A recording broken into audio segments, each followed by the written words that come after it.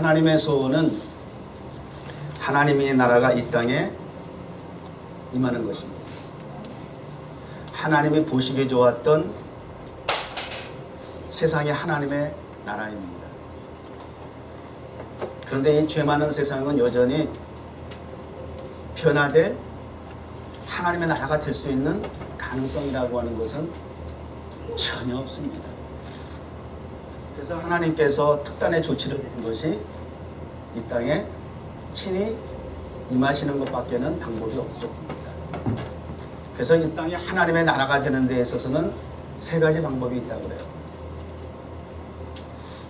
예수 그리스도가 이 땅에 침투하시는 겁니다. 침투란 표현이 좀 어울릴지 모르겠지만 죄 많은 세상에 침투하는 것입니다. 죄 많은 도성 여리고와 가나안 땅에 하나님의 백성을 침투시켜서 하나님의 나라 건설하듯이 이 죄 많은 인류 세상의 구원자로서 이 땅에 예수 그리스도께서 침투하셔야만 했습니다. 그리고 첫 번째 죽으셔야 했습니다. 십자가 사건이 하나님의 나라가 이 땅에 이루어지는 첫 번째 단계입니다. 그래서 온 인류의 해결할 수 없는 죄악을 구속해 주는 겁니다. 죄사함을 받습니다. 십자가를 통해서. 그리고 죽은 자 가운데서 사흘 만에 부활을 하시는 사건이 두 번째 단계입니다. 그래서 죄사함 받은 하나님의 백성들로 말미암아 새 생명을 주시는 겁니다. 그리고 승천하신 예수 그리스도 이후에 약속하신 대로 보혜사 성령님이 또 이 땅에 침투하십니다. 임하십니다. 자, 십자가 구속의 사건을 통해서 죄사함 받은 단계와 부활하셔서 믿음으로 말미암아 의인이 되었다라고 하는 이 단계까지는 어떻게 보면 기초적인 거예요. 그러나 이제부터 사실은 구원을 이루어 나가고 완성해 나가기 위해서는 하나님의 나라가 실질적으로 확장이 되고 이루어지기 위해서는 이 성령의 역사를 통해서 그 일이 이루어져 나가는 과정이 되어야 하는 것이죠. 주님 승천하신 이후에 이 땅에 하나님의 나라가 되도록 역할과 사명을 주시고 세우신 것이 기관이 바로 교회예요. 교회가 예수님이 이 땅에서 구속과 부활을, 십자가 부활을 통해서 구속하시고 의인으로 하나님의 교회를 세우신 것까지 사명을 감당하셨다면 이제 교회가 이 땅에 하나님의 나라가 이루어지도록 확장이 되도록 역할을 해야 한다. 그런데 교회 스스로 사람이 할 수 있는 수준이냐? never. 가능하지 않아. 그래서 교회의 역사는 사도행전 2장으로 거슬러 올라가요.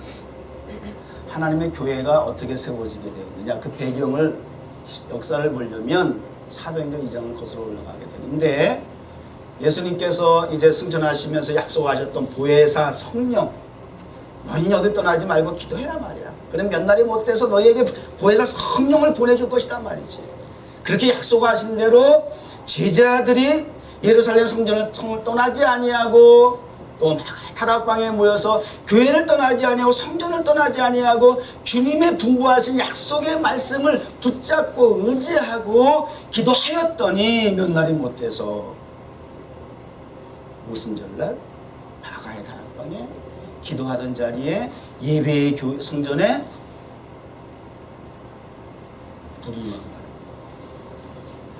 불의 모양이 혀에 갈라지는 것과 같이 임했다. 불의 모양이 혀에 갈라지는 것과 같이 기도하는 예배자의 각 사람의 머리 위에 임하였다는 거예요. 아멘. 이것을 성령이 각 사람이 비로소 성령의 충만함을 입더라 이렇게 얘기해요.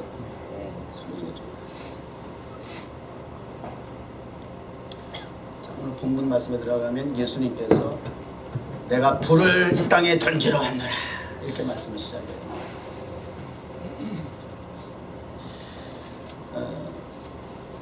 그리고 그 마지막 후반부에 보게 되면 한 집에 5사람이 있어 분쟁하되 셋이 둘과 둘이 셋과 그리고 아버지와 아들과 아들과 아버지와 딸과 딸이 어머니와 시어머니가 며느리가 이렇게 쭉 나오잖아요. 구성원으로 보면은 아버지, 아들, 아버지, 엄마, 아들, 딸, 며느리까지 그러니까 5가족이거든요. 5사람이 5가족이에요. 식구가 5씩 돼요. 그런데 아버지가 아들과 또 아들의 아버지와 딸이 어머니와 또 며느리와 시어머니가 분쟁을 한다. 왜 그러느냐? 내가 이 땅에 불을 던지러 왔는데 그 불로 말미암아 이 땅에 화평이 이루어지기보다는 분쟁이 일어나게 될 것이다. 이렇게 얘기를 하는 거예요. 내가 화평을 주러 왔는지 아느냐? 착각하지 마라. 누가 아니야. 도리어 분쟁이 일어나게 될 것이야. 내가 던진 불로 말미암아 화평이 아니라 분쟁이 일어나는데 이렇게 가정의 구성원 가운데서도 이런 분쟁이 일어난다라고 얘기한다는 거예요. 이 가정의 그 사례를 보면 이런 가정을 뭐라 그래요? 콩가루 가정이다. 그냥 거의 뭐 그냥. 여러분 슈퍼카라는 거 들어보셨어요? 슈퍼카. 어떤 게 슈퍼카예요? 일반 자동차는 안락한 편안함이라고 한다면 경주용 자동차 있잖아요. 경주용 자동차 안락하고 편안하진 않지만 단단하고 튼튼하고 스피드가 있고 파워가 있다고 그래요. 이런 두 가지 장점을 조합해서 만든 게 슈퍼카라는 거예요. 그게 이제 그 회사가 페라리, 람보르기니 맞아? 그리고 요즘에 그 아우디란 차가 그 슈퍼카를 제작을 하고 그 슈퍼카를 제작하는 특허를 따놨는데 어쨌든 그 차의 그 뼈대라고 할 수 있는 차체 프레임을 만드는데 이게 좀 차이가 있다는 거예요. 이 슈퍼카의 경우에는 약 5천, 6천 개의 나도 무슨 말인지 몰라. 그냥 자료에 있는 얘기 그냥 전달하는 거예요. 와닿지는 않아. 5, 6천 개의 그냥 알루미늄을 아주 디테일하게 용접을 해가지고 그래가지고 붙인다는 거야. 아주 세밀하게. 그래야 차체가 가볍고 아주 튼튼하고 뭐 힘이 있다 그런 어떤 얘기인 것 같아요. 다른 일반 자동차 같은 경우는 보통 공장에서 기계들이 사람들이 하는 일도 있지만 요즘 웬만한 건 다 기계들이 한다네. 기계들이 로봇가 막 한다네. 용접 같은 것도 로봇들이 한다네 막. 그렇게 해서 공장에 나와. 그런데 이 슈퍼카는 일일이 수작업을 해야 한다는 거야. 용접도 5,000개, 6,000개 그 알루미늄을 가지고 꼼꼼하게 이 수작업을 했을 때에 이 슈퍼카가 탄생을 한다. 뭐 이런 얘기거든요. 슈퍼맨, 뭐 슈퍼자가 들어가면 다 좋잖아요. 슈퍼마켓.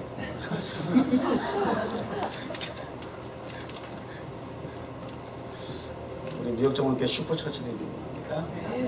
슈퍼처치. 여러분 한 사람 한 사람이 알루미늄과 같이 흩어져 있을 때, 나누어져 있을 때는 별거 아니지만 이걸 쫙 정말 성령의 물로 잘 한 사람 한 사람을 그 알루미늄과 같은 여러분의 가벼운 존재 하나씩 분리되어 있을 때는 가벼운 존재지. 별 쓸모가 없지. 그걸 참 그냥 성령님께서 용접을 하셔가지고 파라 처치를 지역 로컬 처치로 다 보이는 교회로 세워주셔서가지고 이제 하나님께서 슈퍼 처치로서 역할을 감당하더라고요. 더군다나 이 세상의 중심 센터인 맨하탄에 하나님께서 교회에서 세워주셨을 때는 이렇게 슈퍼 처치가 돼야죠. 네. 불에 대한 얘기를 좀 하려고 그래요. 방금 용접이라는 얘기 참 오래간만에 생각하는 단어이기도 한데 용접이 뭔지는 아세요? 용접의 역할은 쇠를 녹여서 붙이기도 하고 또 때로는 붙어있는 쇠를 절단내기도 하는 게 용접. 용접이라고 하는 자체는 붙이는 역할이라고 하는데 전문 용어를 내가 모르겠어요. 나누게도 한단 말이에요. 나누게도. 분리도 시킨다고요. 그래서 이 용접이 굉장히 중요하단 말이에요. 불의 역할이거든요. 대체적으로 이 불의 속성 하면은 딱 떠오르는 게 뭐예요? 불 하면 뜨겁다. 여러분 표정은 결코 뜨겁지가 않아요. 계속 조금만 더 있으면 또 그냥 죽으실 것 같아? 너무 뜨거워서 그런가? 뭐 따끈따끈한 아랫목에 앉아있으면 잠이 쏟아지는 것 그런가? 그때 너무 춥잖아. 자기 생각만 하는 거 아니야? 난 아직까지 추운데 좀 썰렁하는데. 여기 시베리아야 하여튼. 나 자꾸 그래서 이러고 움츠리고 있는 거야. 큰일 났다. 이게 오늘 불 받아라 그러고 설교하려 해야 되는데 내가 이렇게 오한이 나가지고 말이지. 불의 속성은 빛이라고 하는 개념으로 볼 수 있어요. 빛의 개념으로 우리 불을 볼 수 있는데 빛은 환하게 밝혀주는 거예요. 빛이라고 하는 속성은 어두움에 침투를 하게 되면 그 어두움 속에서 조화를 이루고 융합을 이루는 역할을 하는 게 빛의 개념이 아니야. 그럴 수 없어. 그렇죠? 빛은 어두움에 침투했다 그러면 그냥 빛으로 끝나는 거예요. 무슨 얘기인지 아시죠? 어울리는 게 아니에요. 조화를 이룰 수 없어요. 그냥 빛이 들어가면 빛이 돼버려야 돼요. 다 환해져 버려요. 어둠은 그냥 물러가는 것이야. 떠나가는 것이야. 그런 반면에 어둠 또한 빛에 들어갈 수도 없고 빛이 들어오면 어두움은 사라지게 돼 있어요. 다만 물체가 있으면 그 물체의 영향 하에 빛이 들어오면 그림자는 져. 근데 그 빛의 강도가 얼마만큼 강하냐에 따라서 그 그림자의 그 강약이 달라지는 거예요. 빛이 세면 셀수록 어두움의 그늘에 그림자의 실체는 더 선명하게 나타난다는 거죠. 그래서 이 빛의 속성을 우리가 그런 측면에서 우리가 의미를 적용을 할 때에 예수님은 이 땅에 빛으로 오셨습니다. 빛이신 예수님. 이 죄악 많은 세상은 어둠 그 자체입니다. 어둠과 공허한 곳에 전능하신 창조주 하나님께서 빛이 있으라 하시는 빛이 있으셨던 것처럼 말씀으로 공허한 어둠의 이 우주 만물 가운데 하나님께서 창조 세계를 이루었던 것처럼 이 죄악으로 말미암아 영적으로 흑암 상태에 있는 이 세상에 예수님은 빛으로 오셨습니다. 그래서 예수님이 불로서 빛으로서 이 땅에 오셔서 십자가와 부활의 사건을 통해서 우리를 구속하시고 새 생명을 주셨는데요. 예수님을 스승으로 모셨던 제자들도 때로는 착각하기를 예수님이 이 땅에 오신 목적이 단순히 병을 고친다거나 단순히 귀신을 물리친다거나 단순히 이적과 기적을 통해서 사람을 깜짝 놀라게 할 만한 신기한 능력을 행사하신다거나 그리고 또 5개와 물고기 2마리 통해서 일하지도 않았는데 농사도 짓지 않았는데 5,000명이 먹고도 남는 경제적인 부흥을 이루게 하신다거나 로마의 압제하에 있는 이스라엘이라고 하는 민족을 단순히 그러한 막강한 영향력을 통해서 자유와 해방을 주기 위해서 오셨다라고 하는 잘못된 개념을 가지고 있습니다. 그러니까 기회만 했으면 예수님 이제 나라를 회복할 때가 이때니까 부활 이후에도 계속 그러한 잘못된 예수님을 향한 오해를 가지고 또 예수님을 그렇게 인간적인 측면에서 이스라엘이라고 하는 제한된 나라와 백성과 선민이라고 하는 그리고 제자들 자신의 어떠한 영달을 위한 목적을 가지고 자꾸 끊임없이 예수님을 이용하려고 하는 그러한 필요에 의한 가치 정도로 생각하고 있었던 제자들의 모습을 기억하시죠? 예수님 그런 단지 특정인과 특정 국가와 특정한 어떤 사건 속에서 그것을 개입하고 사람들 깜짝 놀래서 인기를 얻고 권력을 누리고. 빛의 역할은 세상과 죄악과 조화를 이루고 더불어 타협하면서 살아갈 수 있는 특성을 가지고 있지 않아요. 그냥 빛이 들어가면 어둠은 물러나야 되는 것이에요. 이 땅에 예수님은 빛으로서 오셨습니다. 빛을 통해서 어둠 물리칠 뿐만 아니라 때로는 물체가 있을 때에 그림자를 만들어낼 때에 그 그림자의 정체가 무엇인지를 정확하게 식별하고 분별하도록 빛으로서 이 땅에 오셨어요. 왜냐? 왜 죄를 짓느냐? 왜 죄인으로 살아갈 수밖에 없느냐? 깜깜하니까. 식별이 불가능해. 분별이 되지를 못해. 어느 것이 선하고 악한 것인지 분별하지 못한다 말이에요. 좋은 것은 나쁜 것을 분별하지 못한다. 그래서 빛이 오셔서 빛 대신 예수 그리스도를 통해서 선과 악을 구별하게 하시는 거예요. 보다 더 부정적인 악한 원수 마귀들의 죄악의 실체를 정확하게 극명하게 강하게 그림자로서 보여주셔서 저건 마귀야, 저건 세상이야, 이것이 빛이신 예수 그리스도의 하나님의 세계고 이것은 죄악 마귀들이 지배하고 있고 통치하고 있는 죄악된 세상이야. 그들의 영역이고 이제 더 이상 허망한 것에 마음을 빼앗기고 허탄한 것에 집념을 가지고 몰두하고 따라가느라 정신 나간 것처럼 살지 마라. 귀신 들린 자만이 거품을 물고 쓰러진 자만이 귀신 들린 자가 아니라 이와 같이 알게 모르게 배후에서 조종하는 사탄의 역사를 통해서 허망한 것을 끊임없이 추구하고 따라가는 육체의 소욕과 만족을 위해서 살아가고 있는 그 자체가 귀신 들린 자가 다를 게 없다고 말이에요.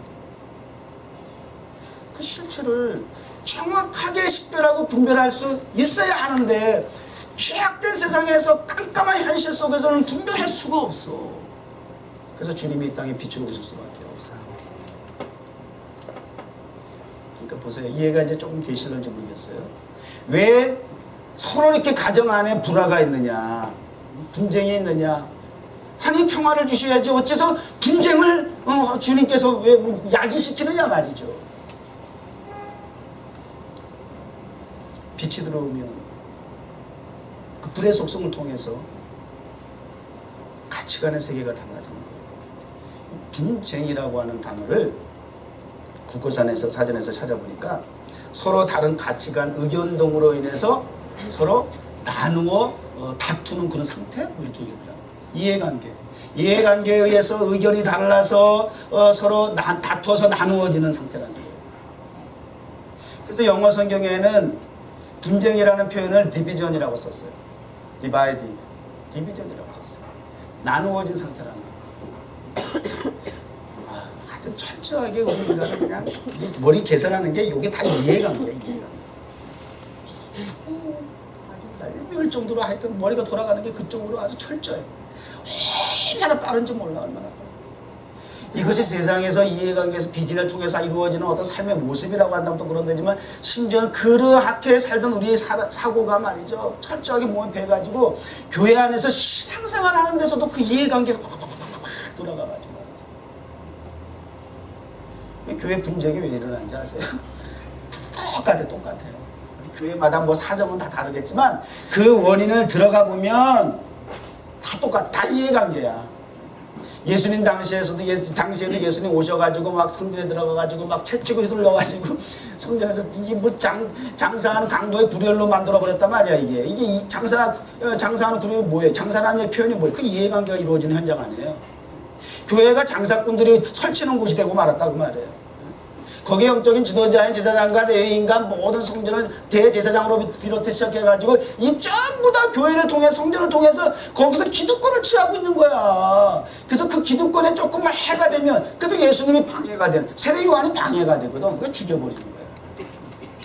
교회 안에 분쟁, 오늘날 분쟁도요, 겉으로는 뭐 구실을 달아가지고 말이죠, 정당성을 부여하지만 저 깊이 들어가 보면 분쟁의 나눔의 원인은 이해관계가 다릅니다. 기득권이라는 게 있다니까요. 무섭습니다 이거. 자기 최면을 걸어가지고 아니라고 하죠. 부인하죠. 그 정도로 사탄이 강력하게 역사합니다. 이런 실체를, 이런 모양을 빛을 통해서만이 구분할 수 있다니까. 피아식별이라 그러나 우리 군대 용어, 아군과 적을 분별해야 될 거 아니에요.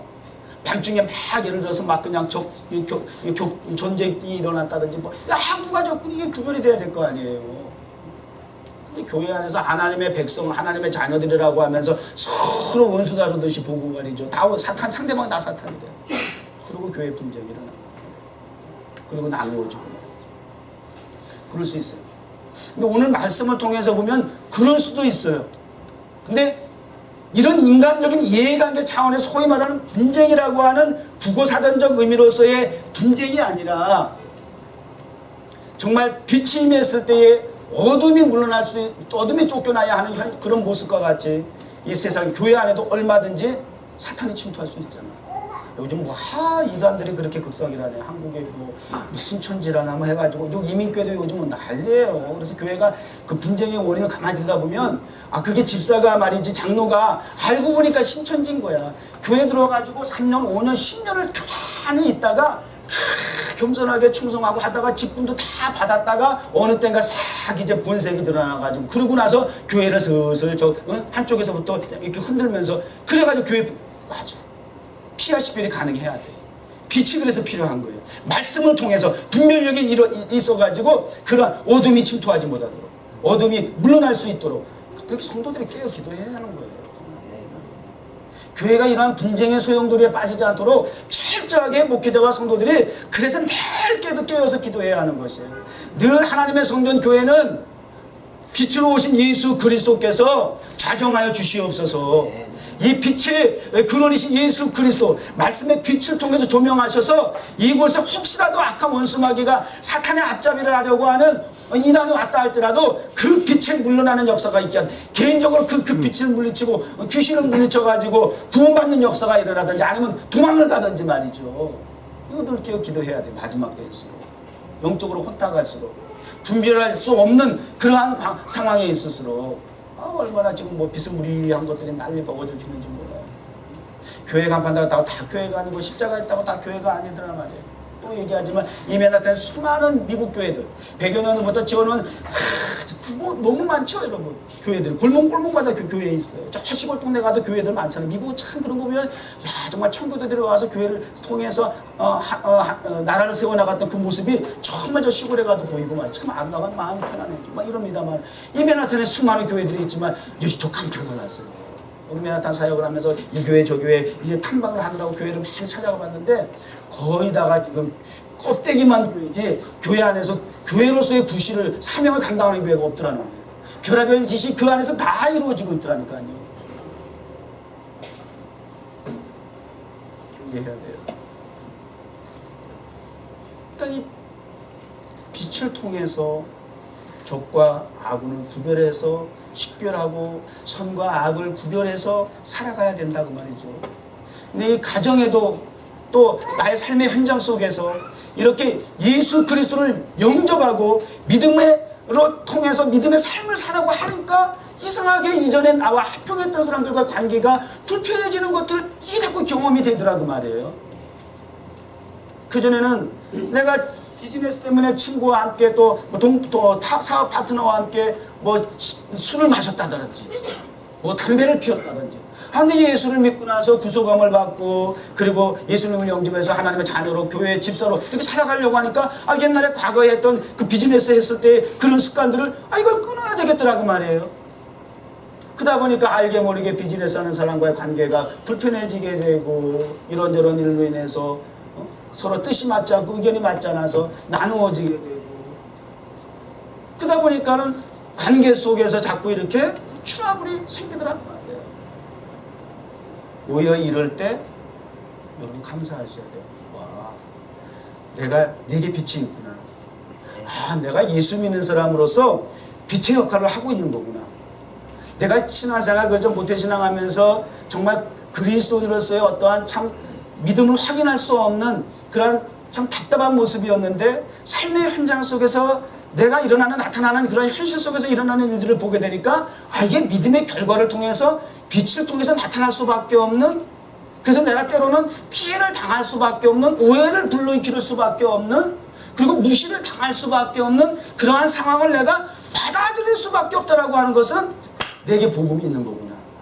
그 복음을 통해 예수를 통해서 내가 빛의 역할을 하고 있다라고 하는 까닭이 지금 이러한 부자연스러운 불편한, 그리고 때로는 이렇게 나에게 불이익을 주는 그러한 열악한 상황까지도 그럼에도 불구하고 내게 그런 믿음을 통해서 극복할 수 있도록 하게 하시는 하나님의 말씀을 통한 빛이 내게 존재하고 있구나.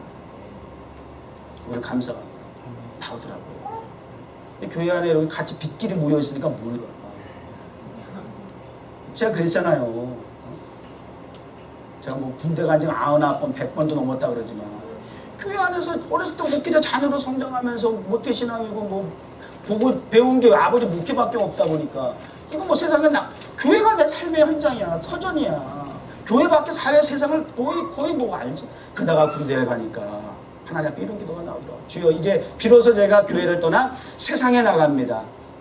그런 얘기가 있거든. 군대 가면 술, 담배 문제가 이제 결부될 것이고 종교생활 하는데 박해가 있을 것이고 그런 얘기 이미 들었거든요. 그래서 하나님 아버지 세상에 나갑니다. 그곳에서도 그 어린 마음에도 그냥 하던 뭐 초등학교 때 목사가 되겠다고 뭐 어렸을 때도 이상한 그런 마음을 가졌으니까 그곳에서도 하나님의 복음을 전할 수 있는 전도인의 사명을 감당할 수 있게 달라. 빛의 사명을 감당할 수 있게 달라고 3일 금식기도 하고 그러고 들어갔거든요. 아니나 다를까 들어가서 한 6개월 동안은 하여튼 뭐 예수 믿는다는 이유로 교회 가겠다라고 하는 이유로 밤에 기도한다는 취침 기도한다는 이유로 술 담배 안 먹는다는 이유로 거의 고참은 하나님보다 높대네. 군대에서 내가 믿는 하나님보다 더 높은 게 고참이라네. 그렇다고 술 담배를 거부한다고 그렇게 또 핍박을 하고. 그런데 비로소 거기서 제가 안 거예요. 제가 비쳤다는 것을.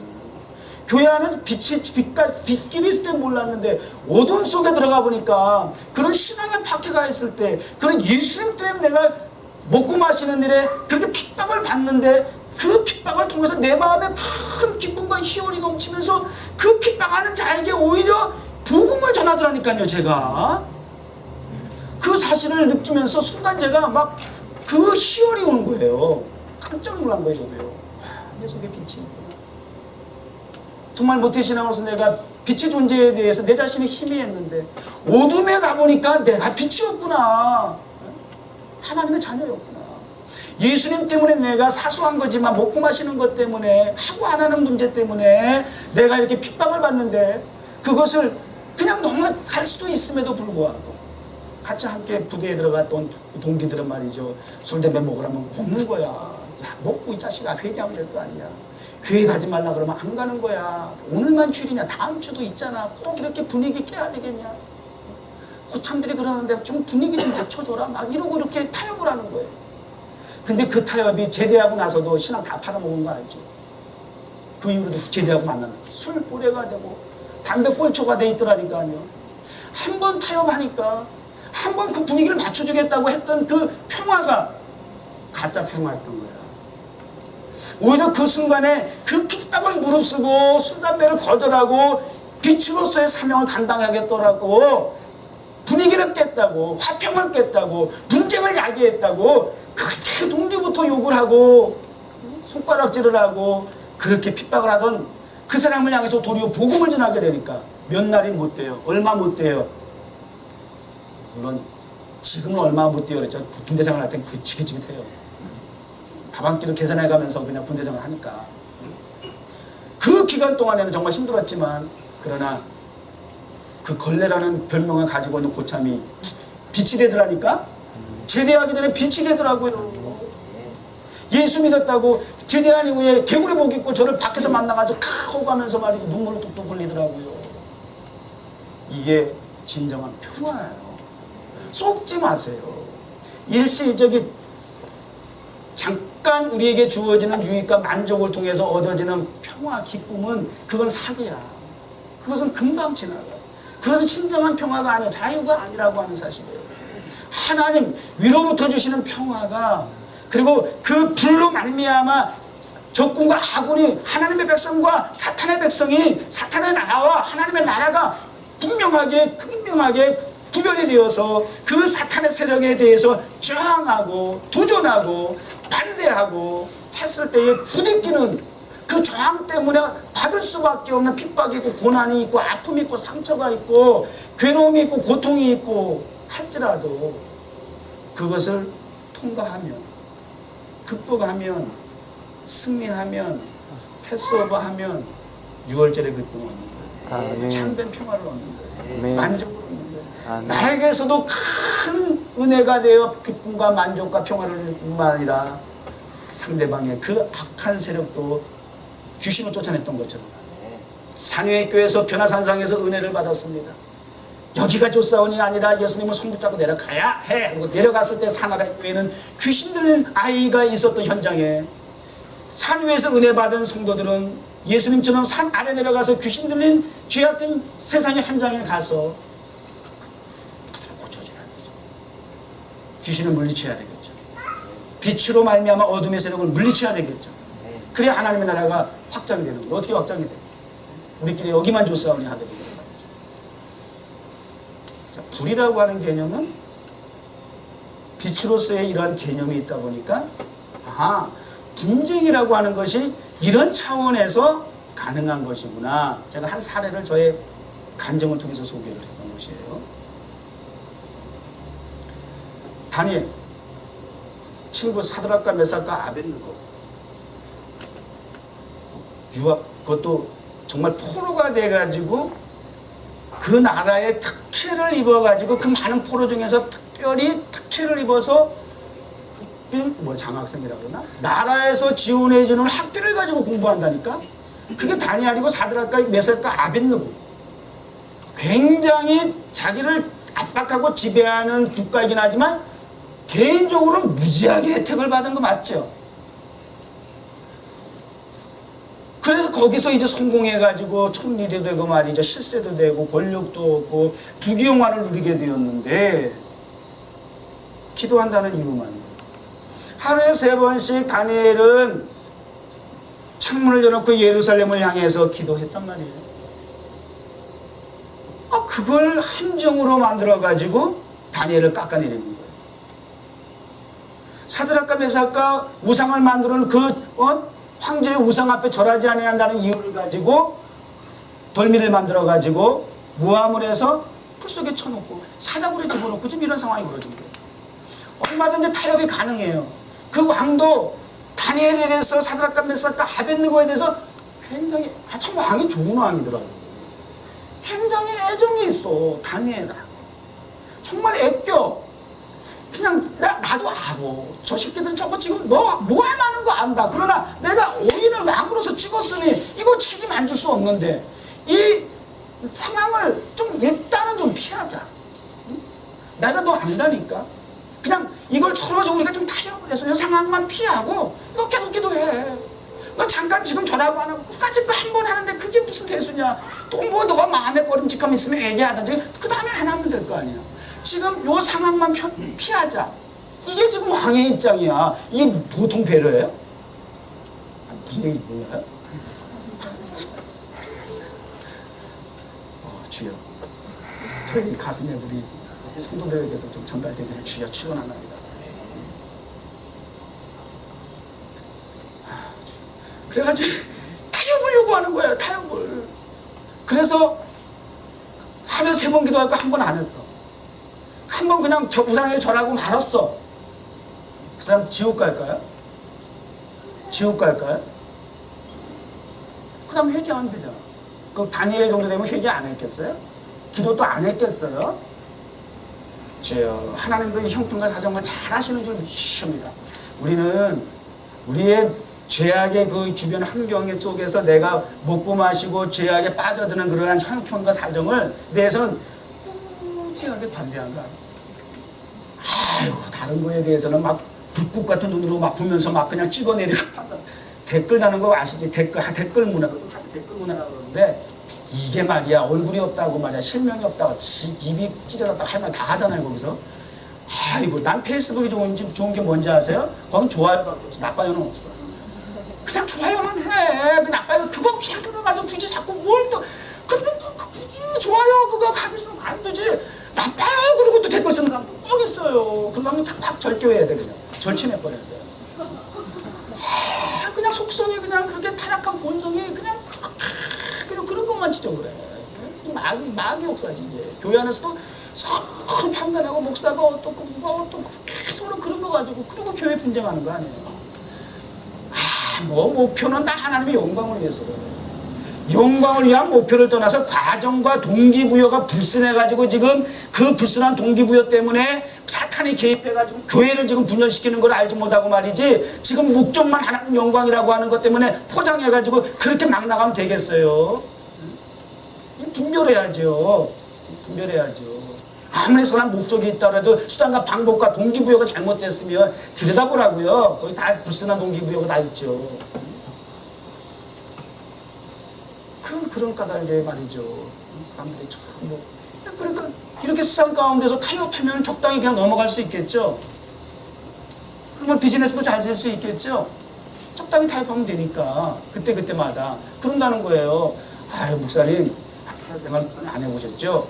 나보고 그래, 내가 약점인 거 다 알아. 목사들이, 저 성도들이 제가 사회생활 안 해봤다는 거야. 아유, 목사님 사회생활 안 해보셨죠? 사회생활 해보면요, 술, 담배 안 먹을 수 없습니다. 비즈니스 하려면 절대 피해갈 수 없습니다. 제가 그거 먹고 마시고 그거 뭐 다 하지. 그렇지만 내가 다 하나님 앞에 그냥 회개합니다. 그래서 내가 죄 지은 것만큼 내가 호흡하는 겁니다. 막 이러더라고요. 무슨 하나님 앞에 호흡을 지가 부주하듯이, 지가 뭐 씀씀이 이렇게 배려하듯이 하는 거예요, 지금? 지금 뭔가 혼돈하고 있는 거예요. 착각하고 있는 거예요. 하나님은 우리 뉴욕정원교회 우리 목적은 다 똑같잖아요. 사람의 인생의 제일 된 목적, 하나님을 영화롭게 하는, 하나님을 기쁘시게 해드리는 것이 소위 문답 1번 제일 첫 번째 질문 가운데 되어 주어져야 할 답이고, 거기서 또 출발되어져야 되는 것이 그리스도인의 자세고 신분이고 삶의 목적이에요. 뉴욕정원교회 다른 게 다 마찬가지죠. 하나님을 영화롭게 하는 것이고 하나님의 기쁘시게 해드리는 것이죠. 하나님이 가장 기뻐하시는 것은, 하나님의 소원은 죽어가는 영혼을 구원하는 것입니다. 하나님의 나라를 건설해 나가는 것입니다. 그래서 오늘도 내가 불을 던지러 왔노라. 내가 앞으로 세례를 받아야 되는데, 아직 내가 이 불을 던지러 왔는데 불이 모든 세상에 다 붙었으면 내가 얼마나 좋겠느냐. 막 이렇게 탄식과 아쉬움을 통해서 주님께서 말씀하시던 것 같이, 주님의 소원은 세례를 통해서 십자가 고난을 통해서 나와 세상은 강구도 없고 구속한 주님만이 보입니다. 그렇게 구속한 주님만을 위해서 의해서 통해서 살아가겠습니다라고 하는 그리스도인들로, 하나님의 백성들로 이 나라가 가득해지기를 원하는 것이에요.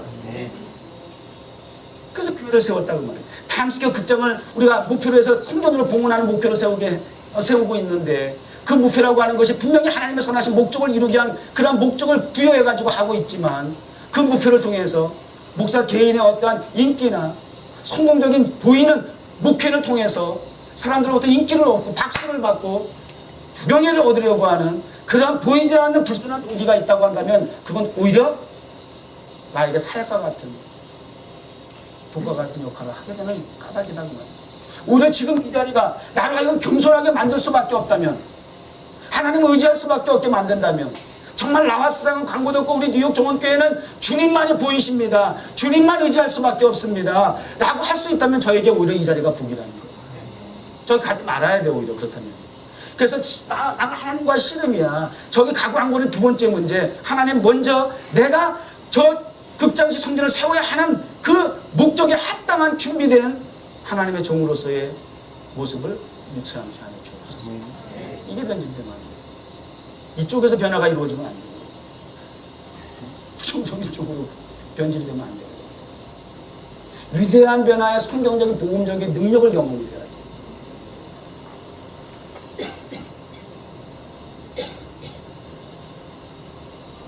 타협이 돼서는 안 됩니다. 지난밤 꿈을 꿨는데 말씀을 이걸 준비해서 그러지. 제가 특별히 뉴욕 정원교회를 목회하면서 어려울 때마다 도움을 주신 분이 있어요.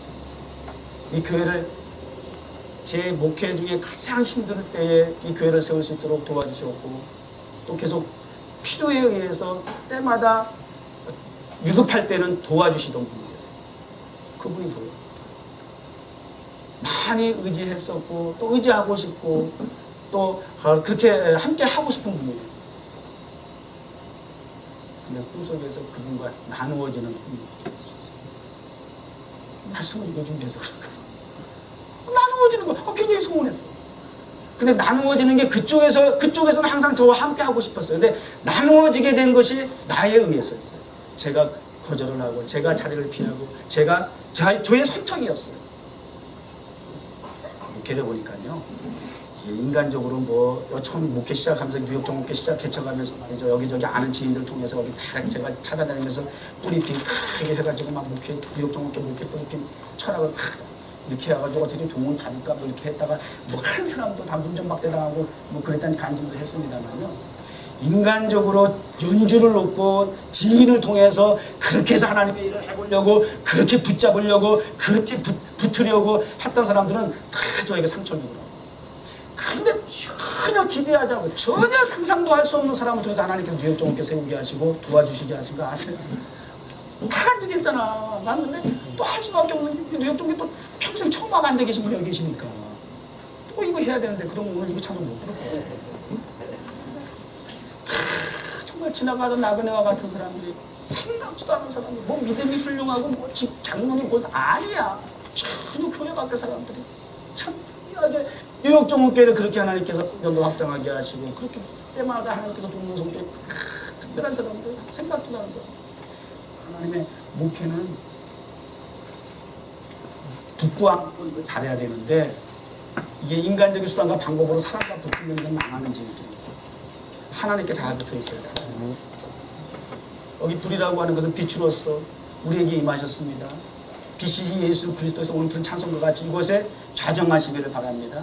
그 빛 대신 예수 그리스도와 함께 붙어 있는 여러분, 거기서 나눠주면 안 돼요. 주님과 붙어 있어야 죄악 많은 세상과 나누어질 수가 있어. 불로서 빛으로서 이 땅에 오신 예수 그리스도와 붙어 있어야 이 땅에 용접을 통해서 접붙임, 성령의 불을 통해서 예수 그리스도와 함께 접붙임도 받지만 또 이 용접이라고 하는 강력한 하나님의 성령의 불을 통해서 또 이 세상과 단절하는 나누어지게 되는 디비전이 되는 그런 분쟁도 있다라고 하는 거. 여러분 이거 인식하라고 말이에요.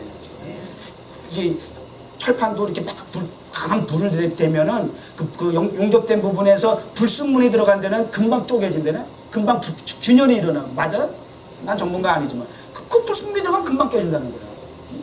근데 여러분 하나님과의 주님과의 결합이 불순물이 있다면 이거 금방 깨져. 시험이 오고 고난이 오고 불같은 시험이 오면 그냥 깨지게 돼 있단 말이에요. 불순물이 있기 때문에 하나님은 그것이 하나님 정직하지 않다고 말이에요. 여러분 순수한, 그래서 강력한 불 속에 던져졌을 때에 거기서 존재할 수 있는 것이 그것이 정금이라는 거 아니에요. 다이아몬드라는 거 아니에요. 열이 세면 셀수록 거기서 빛을 발하는 게 다이아몬드 같은 그런 진짜 보석이 나온다 그러잖아요.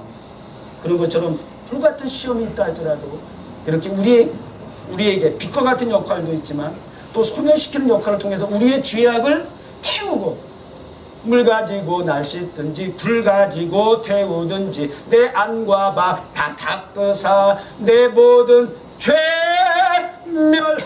멸하소서. 그럼 태워지게 되고 말이죠. 그래서 불순한 생각들 다 제거해서 예수님에게 붙어있는 성령의 불로 확실하게 용접을 해가지고 떨어지지 않도록 그렇게 붙어있는 주님이 땅에 불을 던지러 오셨답니다. 그 불을 우리가 받으셔야 합니다. 그 불의 사명과 역할을 우리 교회가 하셔야 합니다. 예수님의 가슴에 품었던 그 불이 오늘 이 말씀에 당신께서 말씀하신 그 불이 있었기에 예수님도 세례라고 표현한 십자가를 지실 수 있었습니다.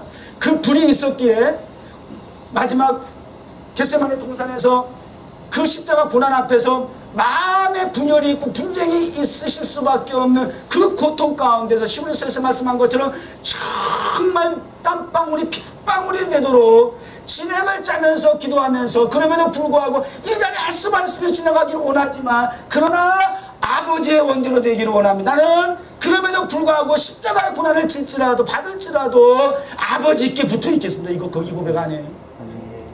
그 과정이 도리어 아버지께 붙어 있을 수 있게 하는 이 풍랑이 일어나여서 빨리 갑니다라고 하는 찬송처럼 그렇게 우리로 하여금 신앙을 더욱더 불의있게 일어나게 하신 그 사명을 예수님께서 그래서 십자가를 지셨던 것처럼 오늘 우리 교회 저와 여러분에게도 2014년은 이 불을 받아야 돼. 이 불이 있어야 돼. 위대한 하나님의 능력을 경험하자고 지금 새 연초부터 계속 말씀을 하는데 이렇게 보면은 여러분들에게 뭔가 말씀을 들을 때는 막 조짐이 보여. 맞아. 기도해야 돼. 제단의 기도의 불을 끄지 말라 그랬어요. 제단의 기도의 불. 이 불은 꺼지면 안 돼. 교회 예배의 불, 기도의 불, 찬양의 불이 꺼지지 않아야 된단 말이야. 만민이 기도하는 집이 돼야 된단 말이야. 그래서 뉴욕 종합교회는 평소에도 가스펠 카페라는 이름으로 문화공간을 통해서 지나가는 분 많은 나그네들도 많이 출입하라 그런 얘기예요. 항상 열려서 만민이 기도하는 집이 되게 하는 거예요. 저 타임스퀘어 극장식 성전을 세워야 할 까닭을 만민이 출입하면서 기도하는 하나님의 집이 되게 하고자 하는 목적이 거기에 있는 거예요. 기도해야지. 올해는 기도해야지. 그래서 내 평생에 내가 결단하고 내 감정으로 의지를 가지고 결심했던 거 그 하나도 성공 못한 거 아시잖아. 절대 믿을 게 못 되는 놈이 난 거 알잖아. 절대 의지할 게 안 되는 놈이 난 거 알잖아. 제일 사기꾼이 나잖아. 12번도 더 결심을 하고 평생을 결심해서 지금도 그 꼬라지 못 벗어나고 있잖아. 안 돼. 더 이상 속지 마. 알면서 왜 그래? 왜 자기 자신에 대해서 관대하는 거야? 어? 왜 이렇게 너그러운 거야? 어? 그러니까 그때 2014년 갈 거예요. 말씀을 들어서 잠깐 따끔 했다가 또 하루 이틀 지나면 지나가 버리고. 그래서 제가 지난 3주를 이렇게 돌아보면서 보니까 아니 그런 거 같은 거야. 그런 거 같은 거야. 지금 조금 예배 시간에 따끔 했다가 또 하루 이틀 지나가 보면 이거 완전 도루묵이야. 전혀 변하려고 의지도 보이지도 않아. 뭔가 기도하려고 애써 보이지도 않아. 무릎을 꿇으려고 하지도 않아. 예배에 목숨을 거는 것 같지도 않아. 여전히 늦는 사람은 늦어. 뭔가 좀 중간에 좀 또 그 버르장머리가 나와서 또 반복할지라도 그래도 시작은 그러면 안 되잖아. 그런데도 불구하고 목사는 이렇게 설교하는데 변하려고 하는 의지를 보이지 않는 것 같아. 내가 속다 죽겠는 거야. 그러니까 예수님께도 그런 속타는 마음을 늘 갖고 있어. 그래서 제자들 볼 때마다 이 폐악한 세대야, 썩어 빠진, 언제나 내가 너희와 언제까지 함께해야 하느냐, 얼마나 내가 너와 함께한 너희들은 믿음을 가질 것이야. 어? 믿음에는 안 된다니까, 기도에는 안 된다니까, 내가 언제 얼마나 더 가르쳐. 주님도 계속 지금도 그 마음에 불타는 소원을 표현한 거예요. 어? 내가 소원이 없겠다, 야. 내가 불을 던지러 왔는데 이 불이 세상에 확 불지르러 오셨단 말이에요. 불지르러 오셨다고. 그 불이 확 타트려 죽겠다는 거예요. 성령의 불로 하나님의 교회가 성전이 세워지길 바란다는 말이에요. 여러분 10년마다 성전이 되기를 바랍니다. 하나님의 성령의 불로 활활 타오르셔서 잠깐 끓다가 식어지는 꺼지는 냄비가 아니라 정말 그러한 시시한 열정 정도가 아니라 K타운을 넘어 맨하탄 타임스퀘어를 열방을 오늘 부른 찬송과 같이 변화시킬 수 있는 교회가 되기 위해서는 이러한 불이 우리 교회 여러분의 가슴에 먼저 타오르야 된다는 사실을 좀 명심하시기 바랍니다. 누가 빨리 같이 불러주세요. 좀 시간이 갔지만 이거 오늘 같이 한번 기도하는 시간 가겠습니다.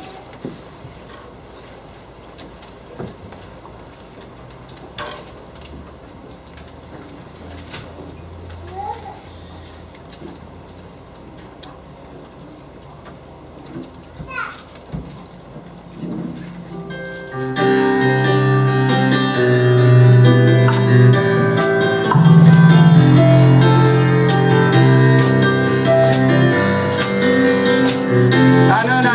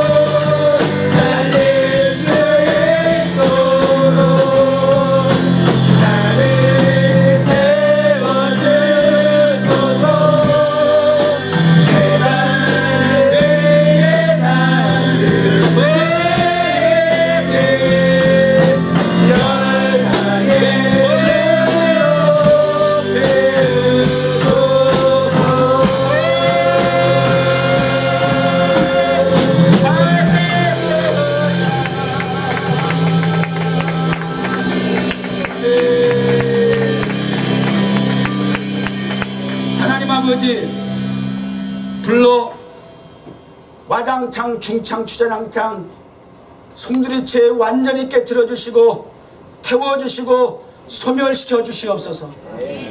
그리고 빛으로 거듭나게 하셔서 어두움을 물리치는 영향력 있는 주의 자녀 되게 하여 주시옵소서. 초대교회 성도들이 예수님의 제자들도 성령의 불이 임하기 전까지는 예수님을 착각하고 따라다녔습니다. 성령의 불을 경험한 이후에 그들을 통해서 세상이 뒤집어졌습니다. 세상에 감당치 못하는 사람들이라는 표현도 썼습니다. 세상의 연병을 전하는 자리라고 하는 강력한 표현도 썼습니다. 하나님 아버지, 이제는 세상에 조화를 이루며 타협을 하면서 동화되고 융화를 이루는 존재가 아니라 이러한 일시적인 평화에 쏙지 아니하고 이제는 불을 던지는 자 되어서 악한 원수 마귀들의 세력을 물리치고 세상에 감당할 수 없는, 마귀가 감당할 수 없는 하나님의 교회로 성도로서 이 땅을 정복하고 다스리게 하여 주옵소서. 하나님의 소원을 이루어드리는 교회와 성도가 되기를 원합니다. 예수님의 이름으로 기도드립니다. 아멘.